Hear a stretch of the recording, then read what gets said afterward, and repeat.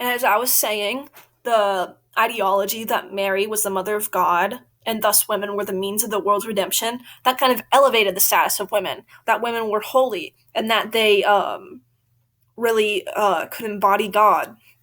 But there's also the ideology of Eve in the Garden of Eden, which was really popular during the early Middle Ages, and it was still very popular through the High and Late Middle Ages. It became just less prevalent, which was that Eve, she caused humanity's fall from grace. She was the first sinner, and thus women were the source of all evils.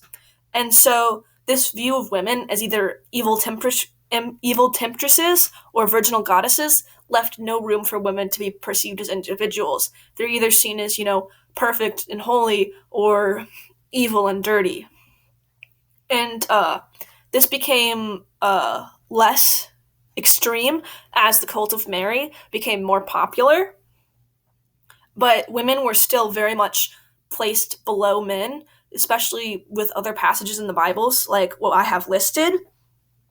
And you can read those if you want. But basically, they say that women have to serve men and through giving birth and through taking care of their family.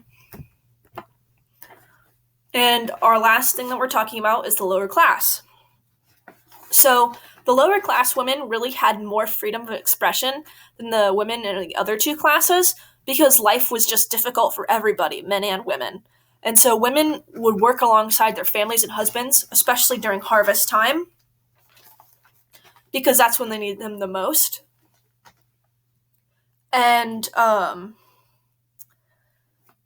these women, they would have the same professions as their husbands, and they were brewers, bakers, milkmaids, barmaids, artisans, weavers, pretty much anything that the lower class men do, the lower class women would have to help out with at some point or another.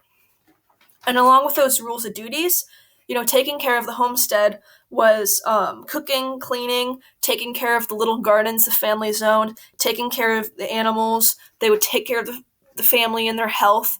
They would work in the fields when they had to. And as I was saying before, the lords, they would decide who the serf girls would marry because the serfs were bound to the land that the lords owned. So another example that women were treated as property, not just of their husbands, but of lords. And so even after marriage, husbands would control the woman's interests and even transgressions after marriage. And so that would even be if a woman got in trouble, you'd see a man would be taken to court instead of the woman, and the husband would be punished if the woman did something illegal.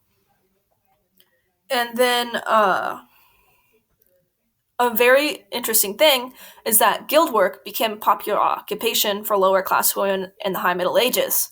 And guild work, that's pretty much anything, like being a craftsman, that was kind of united through a guild. And the reason women became popular as Tyre's employees is because they're second-class citizens in the eyes of the law, so they could be paid lower wages.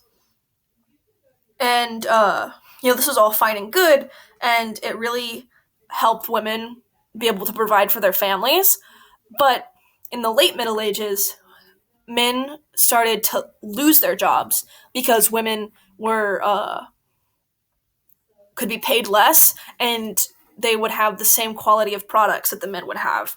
And so men were facing unemployment, so women at some point were barred from the guilds, and that they couldn't work in these guilds because they wanted the men to work there instead. And that's why I was saying the Beguines, they could go and they could bypass these guild laws because they weren't working for guilds, they were just crafting things to support their home. And that's all I have for you.